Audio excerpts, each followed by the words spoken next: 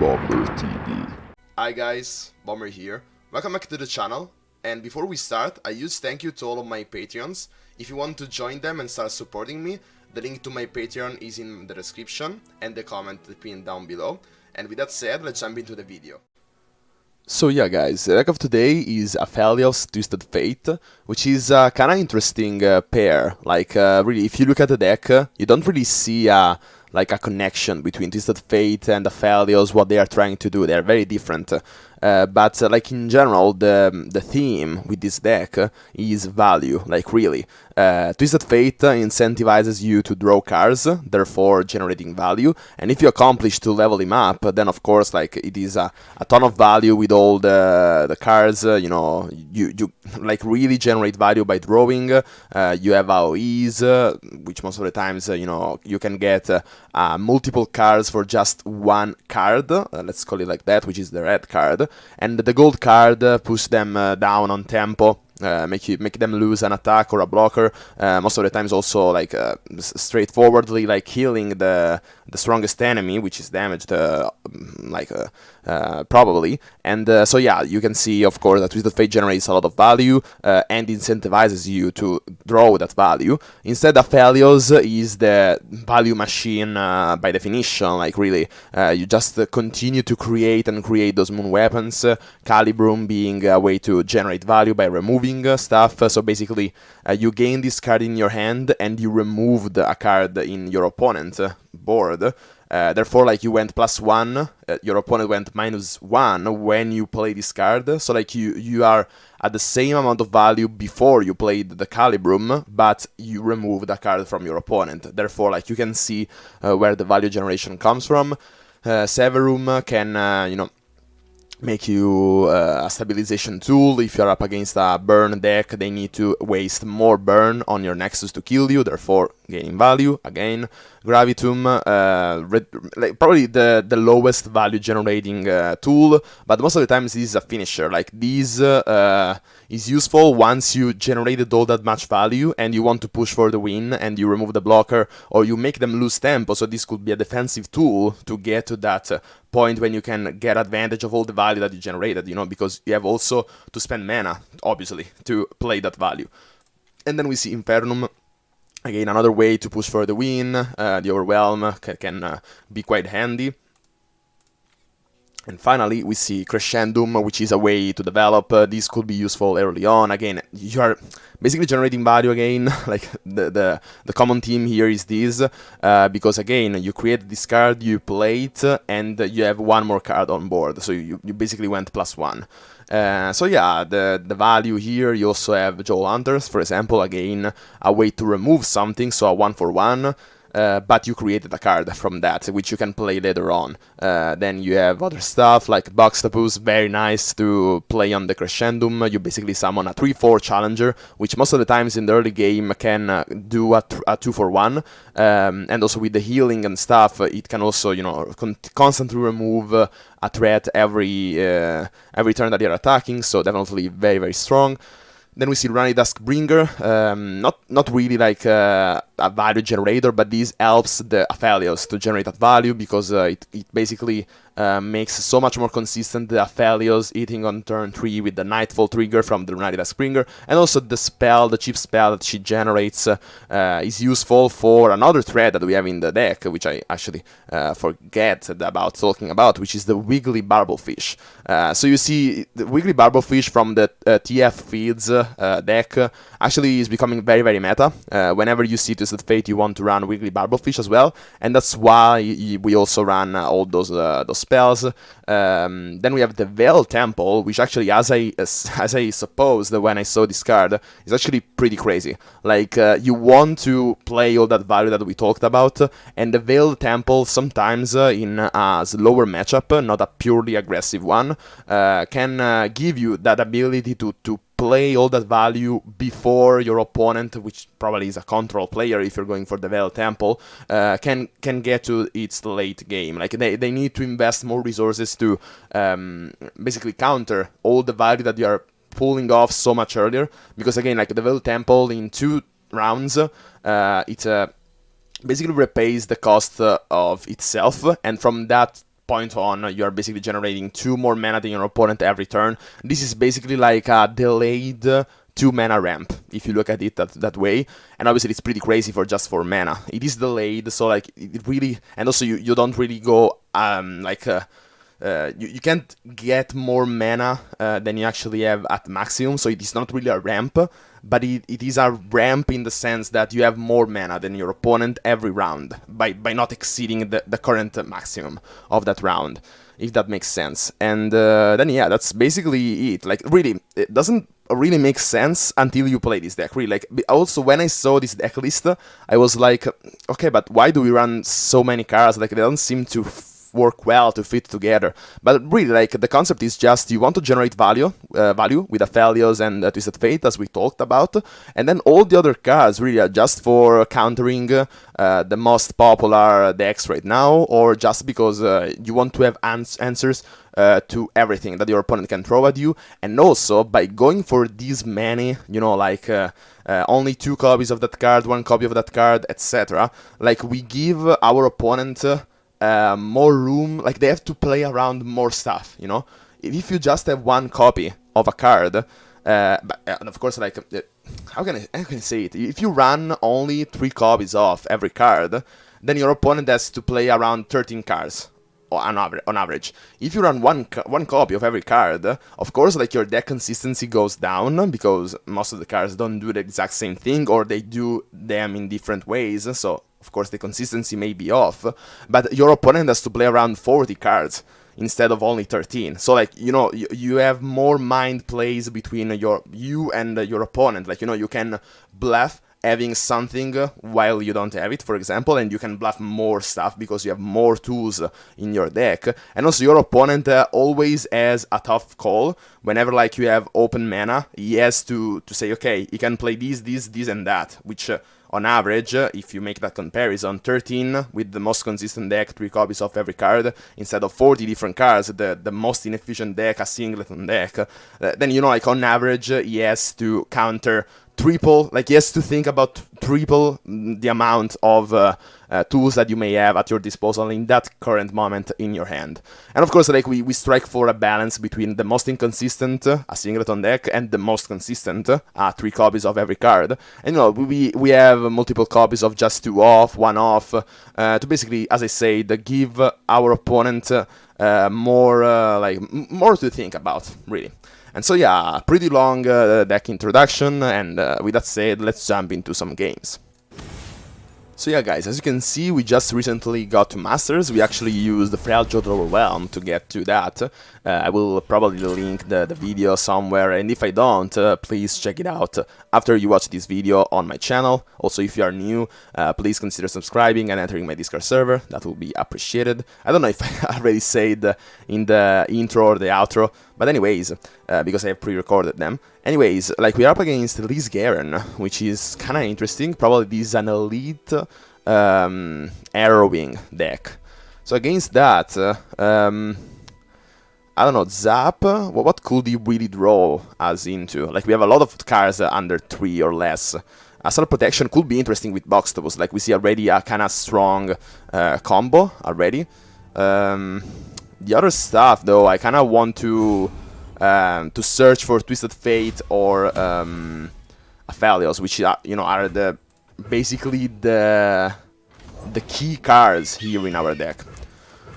Okay, so he goes for Fleet Feeder Tracker. Depending on like we can't immediately develop the Boxtopus because, you know, yeah, he had the action, so like we didn't need to pass before his action. But yeah, I was like wondering if the Fleet Feeder Tracker was gonna challenge the Boxtopus, so like I have to wait before playing the Boxtopus actually. But now I can play it, and then we can go for Assault Protection. These should give us a pretty good stabilization tool early on. We see APHELIOS. Unfortunately, we can't really play him. We want to get that Nightfall going. We could go for Joel Hunters. Yeah, I don't see a problem there. We can get rid of... actually, I think Elise, because the 1/1s are gonna be kinda difficult to deal with. The Shipwreck Order is... ooh, he passes there. That's interesting. He probably doesn't want to play something that he knows is gonna be removed by our Joel Hunters. we can always just pass here. Like, I don't know if he's more unit-centric or spell-centric, but you know, he probably will have more trouble playing those, using those 3 mana spell. Goes for Vanguard Bannerman. Doesn't really change our plans. We can go for Lunari Duskbringer. Having 1 more blocker for the 2/2 could be useful. Let's see, could have single combat, stuff like that. So I think he's he's going for that, which is interesting. This means that we can't really block Elise. Yeah, I could have played around that. But anyways, we can still block the 3/3. We are basically reducing the same amount of damage, and the next turn we're gonna get rid of Elise with something like. We don't really have a 4 attacking unit. We can do a double attack on Box that was basically attacking on her, and then if she attacks back, we can strike her again. We can't really Calibrum her either. We could go for Severum though. Like we heal and we also get rid of that. Yeah, I think we can go for that. We have that +1 attack that we need, and we start stabilizing. We could go for Crescendum as well, pushing even more our advantage, summoning another, the only other Boxtopus. So yeah, like what if we draw the other Boxtopus and we can't go for Crescendum? And also, by the way, let me choose here probably Calibrum. I guess Severum actually in Latin. We could always play that later. Calibrum is much more useful here since we want to stabilize.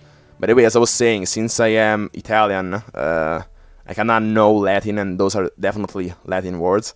And so, like, most of the time when you are pronouncing it in English, it's like a crescendum, something like that. Instead, like in the Latin Italian slash, like, you know, we pronounce it more like crescendum, which, you know, much more rougher on the scendum instead of crescendum. You know, you don't have the C most of the times. The English, not necessarily you. So yeah, our opponent is thinking here. Silver Wing Vanguard. I think I want to just remove them because I'm thinking about another Vanguard Bannerman, and the challengers are gonna remove the Aphelios basically. So I don't know. I probably would have waited on that move. Okay, so single combat, we see that. I mean, it is fine. It sucks that we couldn't get the other moon weapon. I mean, we have another Aphelios, so it doesn't really matter. Wiggly Barblefish. It's already at 3. I think we could go for another Boxtopus here. We could use these two. By the way, triple Boxtopus is this poker or something.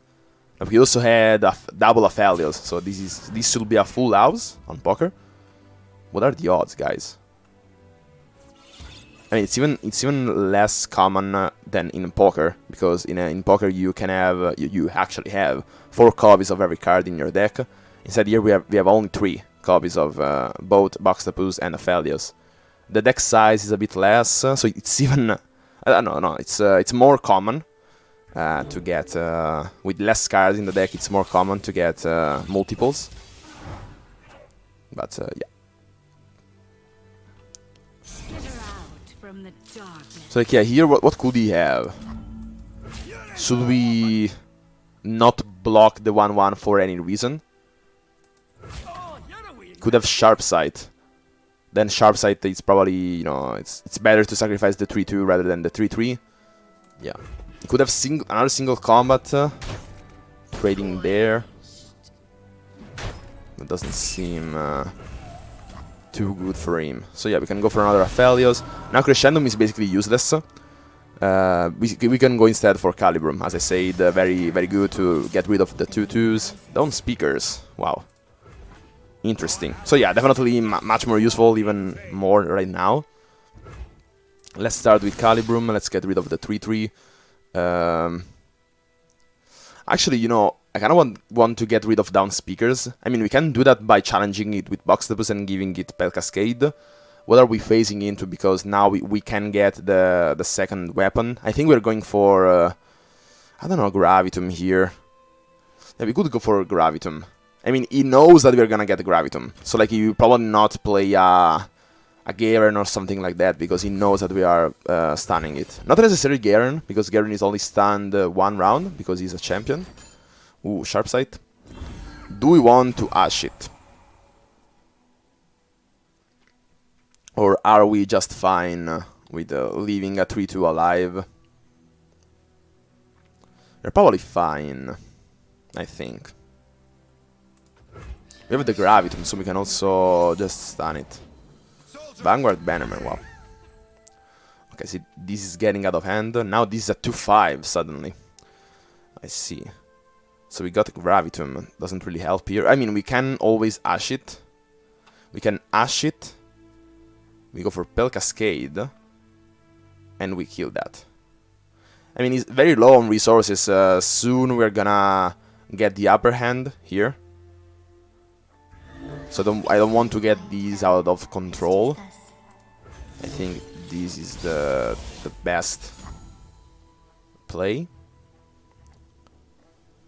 With the Gravitum. So yeah, he could have another single combat. That would be problematic.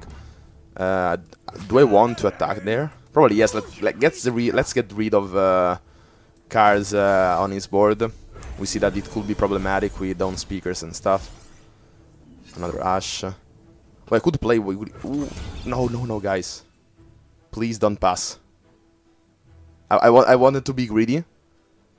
To play also Wiggly Barblefish. Okay, it is still our action. Luckily. For a moment I was freaking out. Ooh, Shakedown. Yeah, this is interesting, but not all that much. Like, we just had the chance of trading with APHELIOS.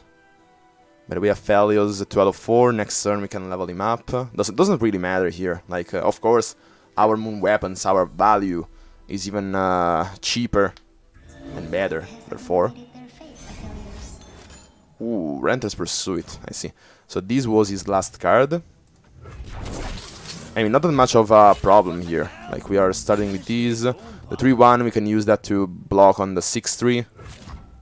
And the 4-3 can block on the 4-4. Yeah, we can also trade everything. Like, he's out of value. Like, you see, this is the strength of this deck.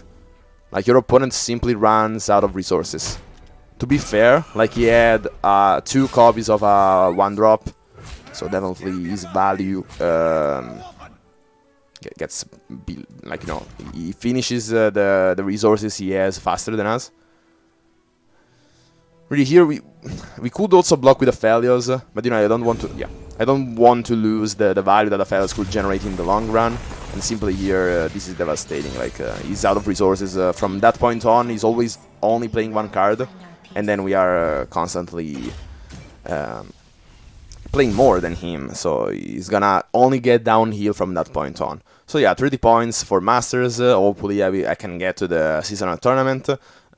You only really need 100 points at the moment, so it's not all that crazy to get there. I will keep you updated, and if you want to follow my journey to seasonal tournament and stuff, please again consider subscribing. I always continue to remember that, because if you are like me, I sometimes really enjoy some content, but simply forget about subscribing. And so actually I'm grateful when a content creator reminds me of subscribing, if I already wanted to subscribe to him. Then if you really don't want to subscribe, you're just you know, passing by, then that's fine by me. But, you know, it does more good than bad, in my opinion. Let me know in the comments what you think about this. So yeah, guys, that's it. If you enjoyed the video and want more content like this, please consider subscribing to the channel. Also, turn on the notifications, otherwise YouTube won't notify you of my content. Also, enter my stream so that you can interact with me live, as well as entering the Discord server so that you can interact and stay in touch with this amazing community that we are building. All the links that I just said are down below in the pinned comment and in the description, as well as also Twitter and Instagram. So that's it for this video. Hope you liked it and find it useful, and as always, see ya!